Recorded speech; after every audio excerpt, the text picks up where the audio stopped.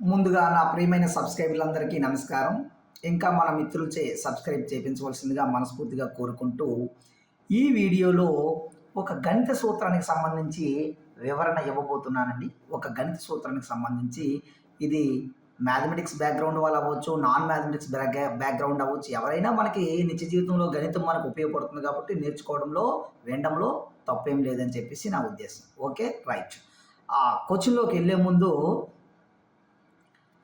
5వ తరగతికి సంబంధించి గణిత మాస్టర్ క్లాస్ రూమ్‌లోకి ఎంటర్ అయ్యారండి. 5వ తరగతి క్లాస్ రూమ్‌లోకి వెళ్ళి ఆ రోజు ఆ టీచర్‌కి వర్క్ లోడ్ ఎక్కువ ఉండడం వల్ల, "అరే పిల్లలు మీరు 40 మంది ఉన్నారు. ఎవరు కూడా మాట్లాడకండి" అని చెప్పేసి, "మీకు ఒక ప్రశ్న ఇస్తున్నాను. దీన్ని త్వరగా సాల్వ్ చేయండి" అని చెప్పేసి ఆయన బోర్డ్ మీద ఒక ప్రశ్న రాశారు. ఏంటి ఆయన రాసిన ప్రశ్న అంటే 1+2+3+4+ అప్ టు అలాగ 100 వరకు రాసాడు పదాలు.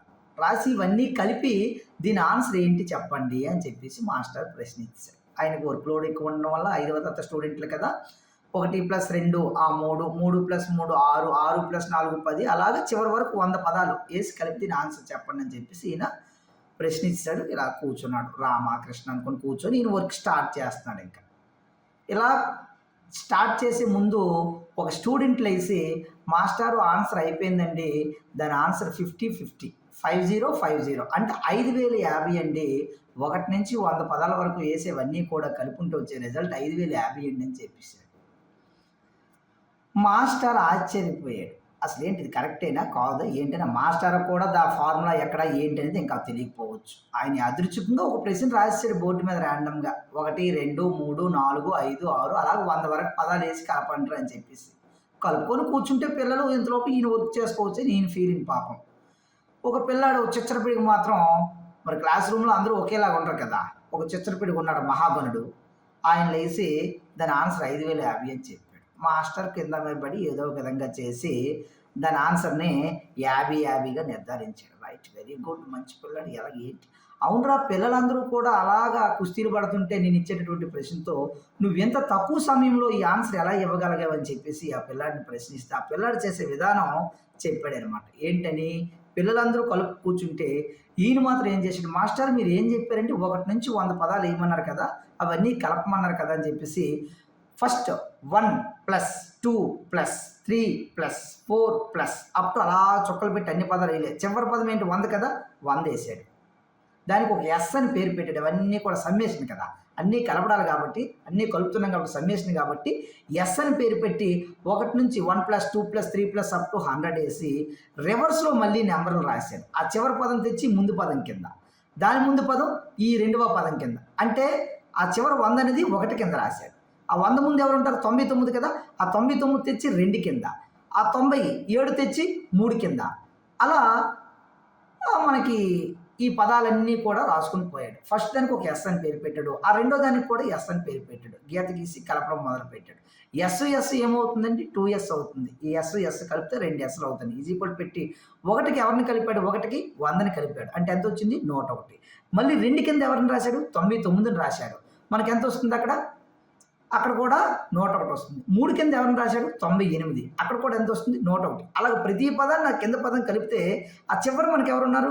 ఆ పైన 100 ఉంటది. కింద ఎవరుంటారు? ఈ ఫస్ట్ పదం ఉంటది. అంటే 1 ఉంటదనమాట. అక్కడ కూడా 101 వచ్చింది. అంటే ఇవన్నీ కలుపుకుంటూ పోతే మనకి 101, 101, 101, 101+101+ అలాగా. అంటే ఆ పిల్లాడు ఏం చేసాడంటే 101 ఎన్ని సార్లు వస్తుందండి మొత్తం అలాగా 101 ఎన్ని సార్లు వస్తుంది? అన్నీ 101లే వస్తున్నాయి కలుపుతుంటే.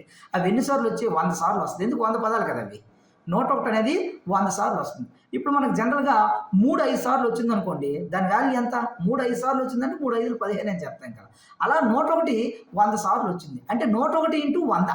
101 ఇంటూ 100 ఎలాగవుతుంది? 10,000 ఒక 100 అవుతుంది. 10,000 ఒక 100 అనేది 2 ఎస్‌లు. ముందు 2 ఎస్ ఉంది కదా! 2 ఎస్‌లు 2 సార్లు కలిపితే 10,000 ఒక 100 వచ్చింది. ఒకసారి కలిపితే చాలు నీకు 1 నుంచి 100 వరకు. అంటే ఒక ఎస్ ఎంత అవుతుంది నీకు? 10,000 ఒక 100లో సగం ఎంత అండి? 10,000లో 5,000, 100లో సగం 50. అంటే 5,050 అని చెప్పేసి పిల్లాడు ఆన్సర్ ఇస్తాడు. Very nice. చాలా చక్కగా ఉందని చెప్పేసి ఆ మాస్టారు ఆ పిల్లాడిని అప్రిషియేట్ చేశాడనమాట. అంటే ఇందులో ఒక సూత్రం ఇమిడి ఉంది. ఏంటంటే ఆ సూత్రము 101 ఇంటూ 100 అంటే 100 వచ్చింది. ఇంటూ 101 అంటే 100. ఆ 100ని ఒక నెంబరు. ఆ 100 అనేది ఎన్. ఎన్ అని పేరు పెట్టుకోండి దానికి. 101 అంటే 100కు ఒకటి ఎక్కువ కదా, అంటే n+1. అందులో సగం వేశాడు కదా, అంటే /2. అంటే ఏంటి ఇక్కడ n/n+1/2. అంటే మొదటి n పదాల మొత్తానికి ఒక సూత్రాన్ని నిర్ధారించగలిగాడు అనమాట. మొదటి n పదాలు, 100 పదాలు ఉంటే n దగ్గర 100 పెట్టుకోమని చెప్పాడు. 1000 పదాలు ఉంటే n దగ్గర 1000 పెట్టుకోమని. అలాగే 1 నుంచి నీకు ఎన్ని పదాలు కావాలంటే అన్ని పదాలు మొత్తము కావాలంటే మనం అన్నీ కలుపు కూర్చో అవసరం లేదు. ఎన్ని పదాలు అయితే మొత్తం కావాలో అన్నీ ఇంటూ దానికి ఒకటి కలిపిన నెంబరు బై సగం /2 వేస్తే మనకు రిజల్ట్ వచ్చేస్తుందని చెప్పేసి చెప్పాడు. తర్వాత కాలంలో ఈ చిచ్చరపిడిగే గౌస్ అనే శాస్త్రవేత్తగా మనకి మరి అంత చిన్న వయసులో మరి దానికి ఆన్సర్ ఇవ్వగలిగాడంటే ఆయన తాలూకా విభిన్నంగా ఆలోచించండి. పిల్లలందరికీ కూడా విభిన్నంగా ఆలోచించి ఆయన తాలూకా ఐక్యూ లెవెల్స్ ఎక్కువ కాబట్టి తర్వాత కాలంలో ఆయనే గౌస్ అనే శాస్త్రవేత్తగా అభివృద్ధి చెందడం జరిగింది.